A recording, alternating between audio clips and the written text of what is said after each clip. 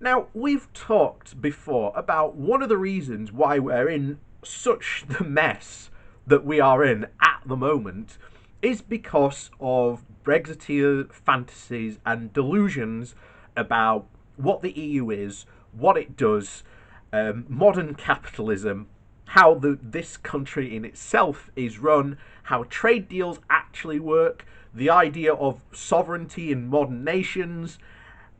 You could go through the whole gambit, really. But one of the interesting things that has been the constant delusion by these Brexiteers, once again, completely misunderstanding the EU, how it negotiates with people, and how it does deals, is that the belief that somehow at the 11th hour the EU is just going to cave and just give in to all our demands. This is an actual Brexiteer point that they think that they are going to do, and you hear this from Brexit supporters all the time as well as one of the numerous things they chant, that somehow the EU is just going to go and give in for whatever reason and accept all our demands, except that's not going to happen at all. But this is, again, part of the reason why we are in this problem that we are in now, is because the Brexiteers and Brexiteer supporters have these fantasies about Britain and the EU. Of course, it's not going to work out that way at all. So this comes from The Guardian today, and bear in mind, Europe, the EU, has pretty much gone, yeah, it looks like a no deal is going to happen, and they've been preparing for a no deal for quite some considerable time. We haven't, which is going to cause chaos on our end, not their end. It might affect them for about a week or so, but other than that, that's it. And that's from the EU's own assessment. you know. So, anyway, this comes from Europe, and it says it all. Germany scraps plans for Brexit talks at EU Ambassadors Summit. Germany has scrapped plans to discuss Brexit at a high-level diplomatic meeting next week because there has been no quote, any tangible process. In talks, The Guardian has learnt, as Brussels laments a completely wasted summer, EU officials now believe the UK government is prepared to risk a no-deal exit when the transition period comes to an end on the 31st of December, and will try to pin the blame on Brussels if talks fail. The German government, which holds the rotating presidency of the EU Council, had intended to discuss Brexit during a meeting of the EU ambassadors on the 2nd of September, but has now dropped the issue since there hasn't been any tangible process in the EU-UK negotiations. The Brexit item was taken off the agenda, an EU diplomat said. The decision matters because Angela Merkel was billed as a potential deal maker when talks of the UK-EU future relationship reached a critical stage this autumn. And if you remember that,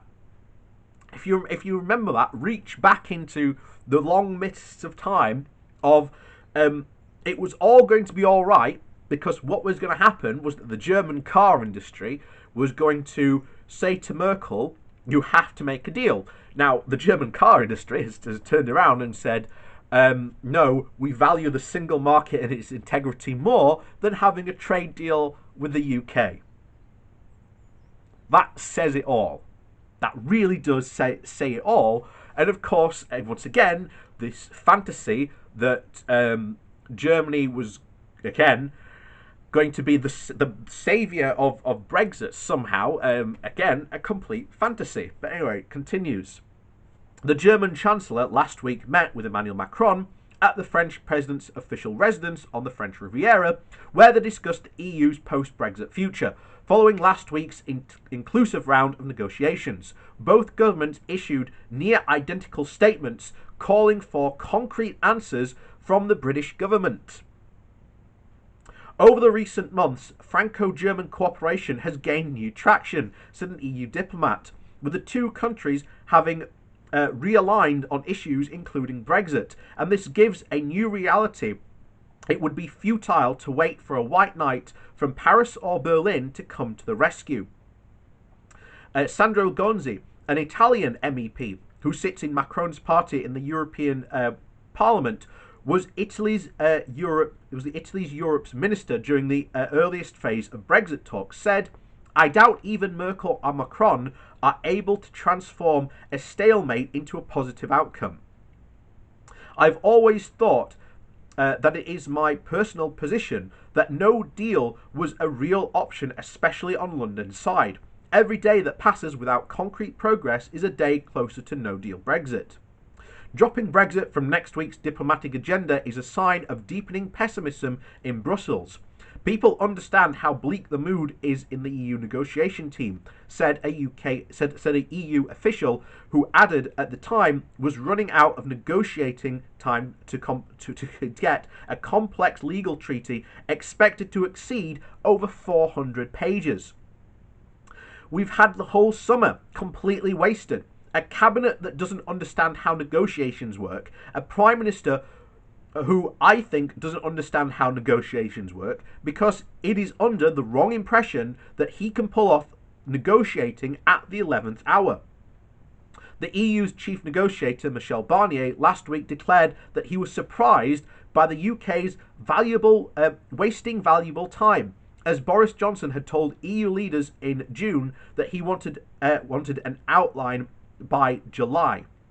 An EU official said if the UK government is not going to work out that they are just going to try and make any situation worse. A UK document leaked to The Sun on Sunday warned of public disorder, shortages, price hikes, and even a no deal in the event of a no deal Brexit. And it was perceived in Brussels as a sign of the government's seriousness about leaving the EU single market and customs union with no agreement. More and more people have come to the conclusion that Brexit ideology trumps Brexit pragmatism in the UK. The diplomat said, "If the UK really wants to jump off the Brexit cliff for ideological reasons, there would be no way for the EU to stop this. If the UK's negotiating stance became more pragmatic and realistic, then there was still a chance to save the talks," they added. For the EU, pragmatism means accepting that tariff-free access to the single market necessitates common standards on environmental, state aid, worker and consumer protection, a position that has been rejected by the UK. With talks set to resume on the 7th of September, EU sources are increasingly frustrated with the UK chief negotiator David Frost. The feeling is that David Frost acts more as the UK messenger than a negotiator. If he doesn't get any more negotiating space, talks will remain in dire straits, said the EU diplomat. British officials hit back, accusing the EU of slowing progress and insisting that all difficult issues had to be resolved in parallel. The EU's insistence that nothing can progress until we have accepted EU positions on fisheries and state aids policy is a recipe for holding up the whole negotiation at the moment, when time is short for both sides, said a UK source close to negotiations. We are also faced with the EU's frustrating insistence on parallelism, meaning that they will not progress on areas apart from these difficult ones until we have moved forward towards their position on them. That's a sure way to hold up the negotiations. For our part, we are ready to knuckle down and get into the detailed discussions of the legal text, which is what's needed now. We hope the EU will do likewise. Johnson is understood to have full confidence in Frost and the UK negotiating team. We were here all but the same time last year when we were discussing about the withdrawal agreement. You have to take things into account. You have to agree certain things before you can agree to move on to the bigger things, which is what the UK negotiating team seems to want. And they're the ones that are the problems. The talks are failing because of the UK negotiating team and because, as has been pointed out there, Brexit is not moving along in practical terms. It's ideological. And there's nothing the EU can do to stop that if it wants to jump over that cliff edge. And that's where we're going to be. it's coming up, and maybe there's going to be a crisis or a sudden realization that, as we said, that the EU isn't going to suddenly cave at the 11th hour and suddenly do a deal. Maybe, but October will come and we will have a massive crisis. As I said, October is when I think it's really going to kick off, and we're going to have to see. We are really going to have to see what happens. But I'll tell you what, it's interesting times at the moment.